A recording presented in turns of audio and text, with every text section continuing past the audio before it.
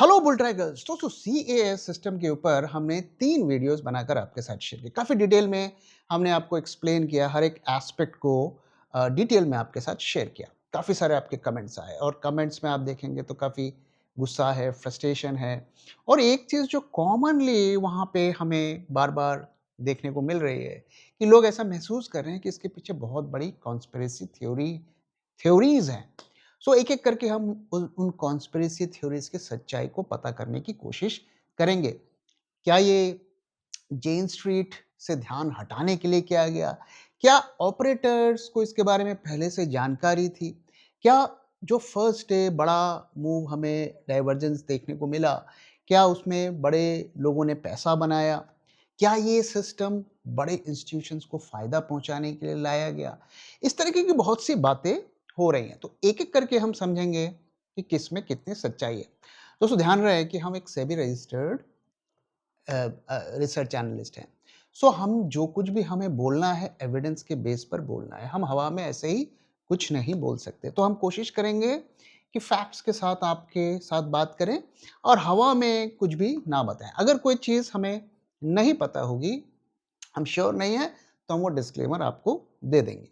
इसके बाद जब हम इन कॉन्स्पिरेसी थ्योरीज को एक-एक करके समझ लेंगे, फिर मैं आपके साथ कुछ सजेशंस शेयर करूँगा। अगर ये सजेशंस को लगा दिया गया, इम्प्लीमेंट कर दिया गया, सीएस में ऐड कर दिया गया, तो ये सिस्टम में इम्प्रूवमेंट हमें देखने को मिल सकता है। और जो मैंने आपके साथ शेयर किया था कि ये करंट फॉर्म में सक्सेसफुल नहीं होगा। अगर ये बदलाव किए गए तो वो सक्सेसफुल भी हो सकता है और हमारे फायदे का भी हो सकता है। तो आइए एक-एक करके उन कॉन्स्पिरेसी थ्योरीज को डिकोड करने की कोशिश करते हैं। तो पहली चीज़ कि जेन स्ट्रीट से ध्यान हटाने के लिए ऐसा किया गया। देखिए जेन स्ट्रीट एक बहुत बड़ा एपिसोड था और वैसे तो जेन स्ट्रीट का कहना है कि ये ये एक ग्रे एरिया है, उन्होंने कोई मैनिपुलेशन नहीं किया, लेकिन कहीं न कहीं रिटेल इन्वेस्टर्स को इसकी वजह से काफ़ी नुकसान उठाना पड़ा था। सो जब ये चीज़ सरफेस हुई, तो सेबी को कुछ ना कुछ एक्शन लेना था, कुछ ना कुछ फिक्स करना था, क्योंकि अदरवाइज़ लोग बोलते हैं कि भई इतना बड़ा स्कैंडल हो गया, आपने क्या कदम उठाया? सो क्या इसकी वजह से किया गया? आइए इसको पता करने की कोशिश करते हैं। तो जो सीएएस का कंसल्टेशन पेपर था, वो दिसंबर 2024 में लाया गया। 2024 दिसंबर में लाया गया और जेन स्ट्रीट का जो इंटरिम ऑर्डर आया, वो जुलाई 2025 को आया। सो मतलब इसकी प्लानिंग पहले हो गई थी, ये ऑर्डर बाद में है। लेकिन क्या रेगुलेटर्स को जेन स्ट्रीट के बारे में पहले से पता था? इस बारे में हमें नहीं पता। लेकिन एक बात तो तय है कि ये ऑर्डर आने के बाद ये प्रोसेस एक्सेलरेट हो गया कि अब इसे इम्प्लीमेंट करना है। क्योंकि कोई भी जब बड़ा एपिसोड होता है तो लोग तो पूछेंगे ना, भाई ये हुआ तो आपने क्या एक्शन लिया? तो ये एक किया गया। लेकिन इश्यू जेन स्ट्रीट नहीं है। जो लोग ट्रेडिंग करते हैं, इंट्राडे करते हैं, शॉर्ट टर्म करते हैं, क्या आप मुझे बताइए कि जेन स्ट्रीट अगर आज नहीं भी है मार्केट में, क्या मार्केट में स्टेबिलिटी आई है? क्या इंट्राडे में या शॉर्ट टर्म में जो गैप अप, गैप डाउन होता है उसमें स्टेबिलिटी आई है? आज भी उस तरीके के जेन स्ट्रीट टाइप मूव्स हमें मार्केट में दिखते हैं। सडन बिना किसी बात के अचानक से बड़े-बड़े कैंडल्स बनने लगते हैं, बड़े-बड़े फॉल देखने को लगते हैं। सो अगर ये जेन स्ट्रीट के लिए किया गया है, तो वो सिम्पटम्स तो अभी भी मार्केट में दिखते हैं। सो जेन स्ट्रीट इज नॉट इम्पॉर्टेंट। वो जिस तरीके से मार्केट को मैनिपुलेट करने की कोशिश करते हैं और रिटेल के अगेंस्ट में काम करते हैं, उसका वो ज्यादा इंपॉर्टेंट है। उस पूरे सिस्टम को इस तरीके से फिक्स करना है। तो क्या इससे वो फिक्स होगा? अभी तो टू अर्ली टू से, लेकिन अभी तक तो ऐसा नहीं लगता, क्योंकि इस सिस्टम आने के बाद तो मुझे लगता है और भी ज्यादा अनस्टेबल हो गया है। जो मार्केट के मूव्स हैं, अभी भी हमें sudden up moves, down moves देखने को मिलते हैं। सो इसमें ये जो कॉन्स्पिरेसी थ्योरी जेन स्ट्रीट एंगल, ये फ्रैंकली मुझे नहीं लगता। इसने कंट्रीब्यूट जरूर किया होगा इस डिसीजन मेकिंग में, लेकिन इसकी वजह से मुझे नहीं लगता कि है। ये मेरा मानना है, मैं गलत हो सकता हूं। दूसरी चीज कि ब्रोकर्स और बड़े प्लेयर्स को पहले से इसके बारे में पता था और उसी का उन्होंने फायदा उठाया। देखिए, ये तो पहले ही सर्कुलर आ गया था कि ऐसा होना है। तो जनवरी 16 इस साल जनवरी 16 में ये सर्कुलर आ गया था। उन्हें पता था, लेकिन उन्हें ये नहीं पता था कि ये इतना बड़ा इश्यू बन जाएगा। इनफैक्ट अगर आप देखिए, ये आने से पहले इसके बारे में कोई बात नहीं कर रहा था। जब भी कोई चेंजेस, बड़े चेंजेस आते हैं, पेपर में आर्टिकल आते हैं, सोशल मीडिया एक्टिव हो जाता है, टीवी चैनल वाले जो हैं, बिज़नेस चैनल्स हैं, वो इसके बारे में बात करने लगते हैं। लेकिन कंप्लीट साइलेंस था।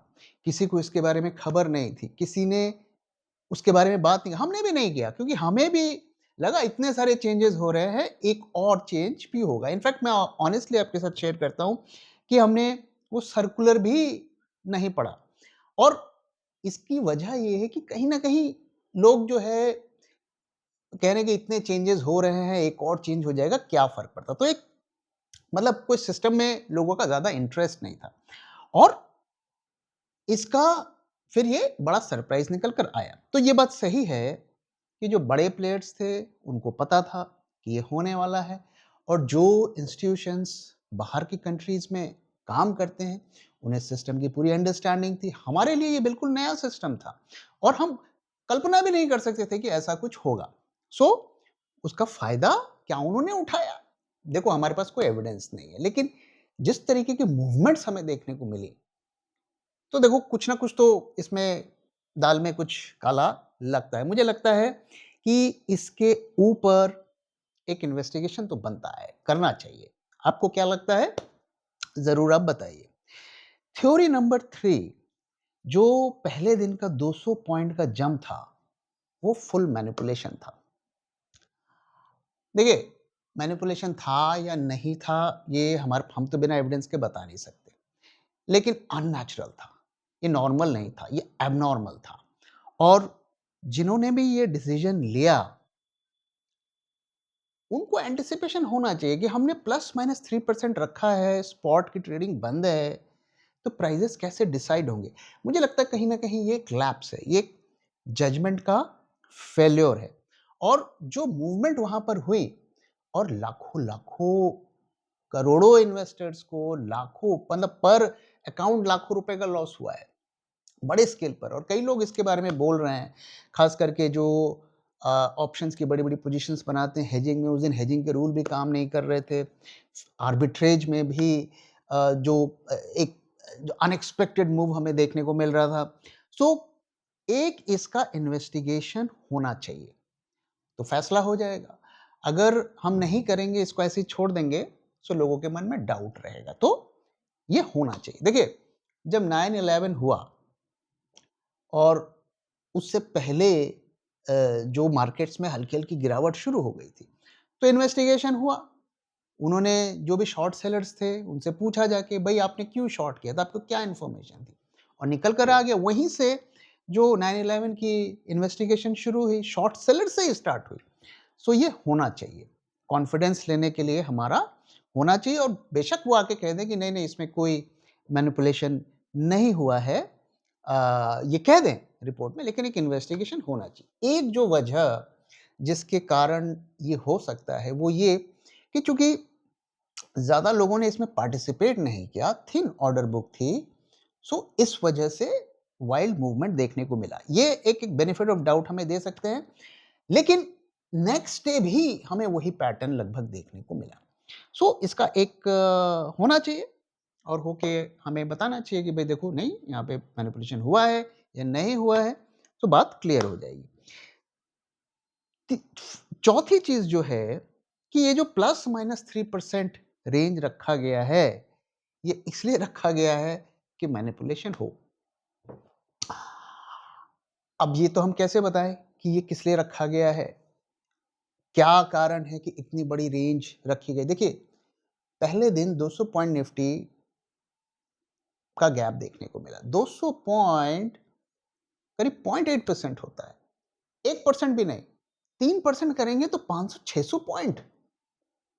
किस बेसिस पर ये रखा गया? अब इसका क्या एक्सप्लेनेशन है, मुझे नहीं पता। ओके? मुझे लगता है कि नॉर्मली जो होता है कि, और ये कहा भी जा रहा है कि ये तो भई वेस्टर्न वर्ल्ड में, वेस्टर्न मार्केट्स में काफ़ी सालों से चल रहा है, तो हमारे यहाँ क्यों नहीं चला? तो किसी न किसी ने वहाँ से कुछ कॉपी पेस्ट किया होगा, चैट जीपीटी को बोला होगा, भई वहाँ क्या सिस्टम चलता है बताओ।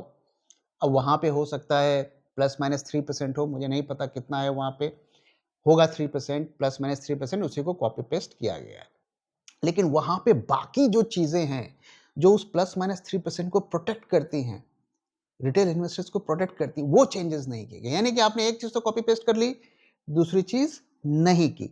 सो क्या ये कॉन्स्पिरेसी है? मुझे नहीं पता। क्या ये कॉपी पेस्ट एरर है? मुझे नहीं पता। लेकिन ये तो भाई नहीं चलेगा, प्लस माइनस 3% नहीं चलेगा। अगर हम इसे छोड़ देते हैं तो ये मैनिपुलेशन का एक पूरा प्लेग्राउंड खोल दिया जाएगा। पांचवी जो कॉन्स्पिरेसी थ्योरीज है, बड़े इंस्टीट्यूशंस को फायदा पहुंचाने के लिए ऐसा किया गया। अब देखो ये तो ऑफिशियल है, ये तो कहा गया है, और जो उनकी जो कंसल्टेशन पेपर था उसमें कहा गया था, SEBI's own consultation paper says the mechanism serves closed benchmark institutional flow.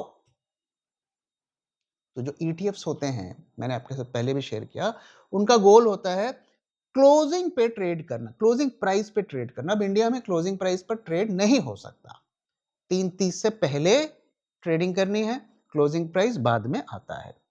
सो ये उनकी डिमांड थी। अब ये क्यों उनको किया गया? क्योंकि FIIs तो इंडिया छोड़ छोड़ के भाग रहे हैं, हमारी करेंसी भी कमजोर हो रही है, तो कुछ इंसेंटिव दिया जाए ताकि वो आए। सो ये उसका एक पार्ट हो सकता है। तो ये थ्योरी मुझे लगता है सबसे स्ट्रांग है, सबसे बड़ा रीजन अगर आप मेरे से पूछेंगे, मैं गलत हो सकता हूं, सो इसी वजह से किया है। अब देखिए यहां पे सोचने वाली बात क्या है, फॉरेन इन्वेस्टर्स इंडिया में आकर प्रॉफिट कमाकर वापस ले जाते हैं हमारे कॉस्ट पे। हम उनके फायदे के लिए काम कर रहे हैं, हमारे इंटरेस्ट को नहीं सोचा जा रहा है। क्या ये जो मैं कह रहा हूं, क्या आप इससे एग्री करते हैं? जरूर मुझे बताइए। मुझे लगता है कि इस एक्सरसाइज का सबसे बड़ा जो रीजन था वो यही था कि फॉरेन इंस्टीट्यूशंस जो हैं उनको वो जो चाहते हैं वो दो, ताकि वो यहाँ पर पैसा लेकर आए। रिटेल की फिक्र देखिए कौन करता है, हम लोग तो छोटे मोटे खिलाड़ी हैं मार्केट के, आज हैं कल नहीं हैं, हमारे फिक्र करने से किसी का कुछ फायदा होगा नहीं। लेकिन वो लोग आएंगे तो रुपया हमारा स्ट्रांग होगा और हमारे मार्केट का वॉल्यूम बढ़ेगा, तो ऑब्वियसली लोग जो हैं उनके बारे में ज़्यादा सोचते हैं, हमारे बारे में नहीं सोचते हैं। लेकिन दोस्तों एक चीज़ ध्यान में रखिए, अगर रिटेल वाला मार्केट में काम नहीं करेगा ना तो ये लोग भी नहीं आएंगे। ओके, सो इतना भी किसी के साथ वो नहीं करना चाहिए, सबके भले का सोचना चाहिए, मुझे ऐसा लगता है। थ्योरी नंबर 6 ये है कि रिटेल ट्रेडर्स को, छोटे ट्रेडर्स को ये एफएनओ करना नहीं चाहते हैं। ये कोई देखिए छुपा हुआ फैक्ट नहीं है। बार बार टैक्सेस बढ़ाए जा रहे हैं, रेगुलेशंस चेंज किए जा रहे हैं, लॉट साइजेस बढ़ाए जा रहे हैं, ये सिग्नल है कि रिटेल ट्रेडर्स आप ये छोड़ दो। तो अगर आप चाहते हो कि हम छोड़ दें तो सीधा लॉ ही बना दो ना, बंद कर दो एफएनओ ट्रेडिंग, क्या जरूरत है? या बोल दो जी आप जिसके बैंक अकाउंट में 10 करोड़ रुपए हैं वही ट्रेड करेगा, सीधा सीधा बोल दो। तो ऐसा तड़पा तड़पा के मारने का क्या मतलब है? इससे तो आदमी तड़प तड़प के ही मर रहा है ना। छोटे ट्रेडर्स जो हैं वो थोड़ा होप लेके आते हैं कि 4 पैसे हम कमा लें, सो वो तो लूज करके ही जा रहे हैं। ओके, सो ये तो ऑफिशियल पॉलिसी है, मुझे लगता है कभी भी बार बार ये डिस्करेज किया जा रहा है कि इसमें लॉसेस है। और ये क्यों किया जा रहा है? बिकॉज म्यूचुअल फंड इंडस्ट्री को प्रोटेक्ट करना है।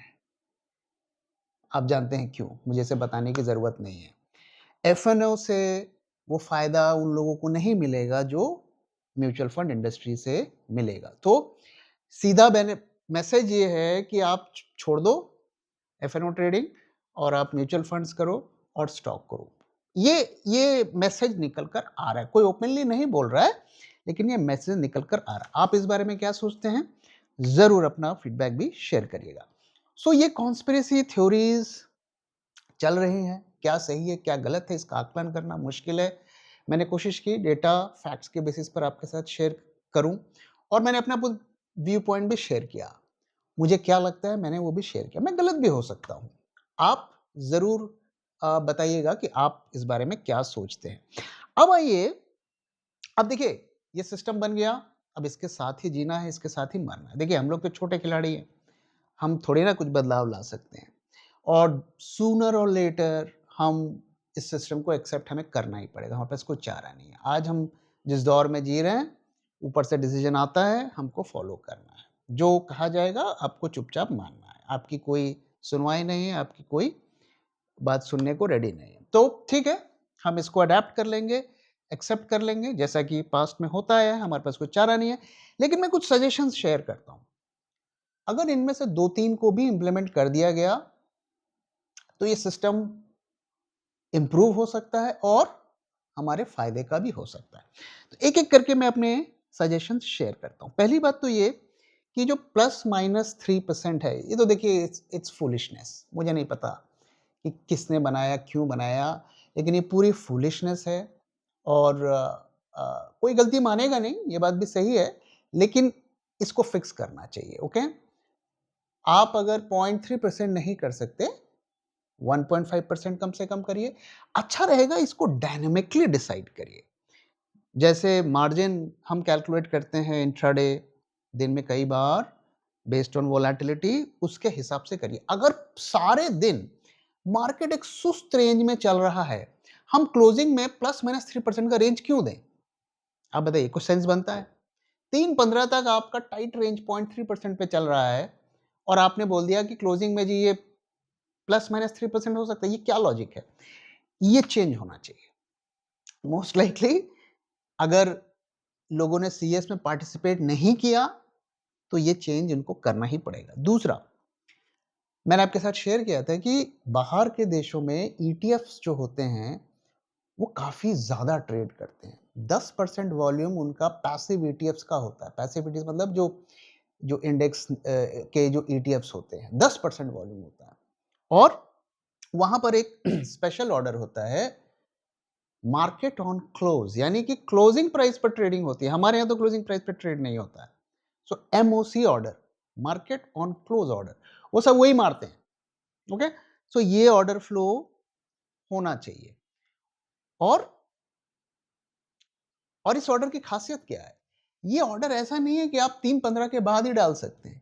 वहां पर सवेरे से ऑर्डर, एमओसी ऑर्डर मारते जाते हैं और वो फ्लैश होता रहता है, भाई इस कंपनी ने इतने मिलियन का एमओसी ऑर्डर डाला, सो यहां पर भी सवेरे से खोल दो। 3:15 पे ही आपको क्यों रखना है? अगर मुझे 3:15 पे ट्रेडिंग करनी है क्लोजिंग प्राइस पे, तो मुझे 3 सवेरे से ही मैं क्यों नहीं डाल सकता हूं? मैं तो, मेरे को सारा दिन अलाउ करना चाहिए। सो ये एक चेंज होना चाहिए। अगर ये चेंज हो गया, तो ये बहुत ही शानदार सिस्टम बन जाएगा। तीसरी चीज, जो 20 मिनट का ब्लैकआउट है, ये भी बाहर के ज्यादातर मार्केट्स में नहीं है। बहुत है तो 5 मिनट का है, वो भी हांगकांग में है। सो 20 मिनट का डार्क विंडो रखने का क्या मतलब है? और जो 20 मिनट में स्पॉट नहीं चल रहा है, डेरिवेटिव्स किस बेसिस पर मूव करेंगे? भाई, डेरिवेटिव का प्राइस स्पॉट के प्राइस पर मूव करता है, स्पॉट मूव नहीं कर रहा है, वो तो अनाथ हो गया। ओके, सो ये चेंज होना चाहिए। ये 20 मिनट को या तो आप 2-3 मिनट करो या इसे हटा दो। इतना इतना तो हमारे पास रिसोर्सेज हैं कि हम इसको इंप्लीमेंट कर सकते हैं। और जो चौथी चीज है कि अगर आपने पोजीशन कैरी कर ली 3:15 के बाद, तो क्या होगा आपके साथ हमें नहीं पता। 200 पॉइंट ऊपर, 200 पॉइंट नीचे, कैसीनो लॉटरी बन गया। सो एसएल ऑर्डर्स को अलाउ करना चाहिए। अभी उस विंडो में सिर्फ लिमिट और मार्केट ऑर्डर जाते हैं। लिमिट ऑर्डर्स ही सीएस में पार्टिसिपेट करते हैं, स्टॉप लॉस ऑर्डर नहीं चलते हैं। अगर आप स्टॉप लॉस ऑर्डर को इंप्लीमेंट कर दें, अलाउ कर दें, तो कम से कम प्रोटेक्शन रहेगा, इससे ज़्यादा लॉस नहीं होगा।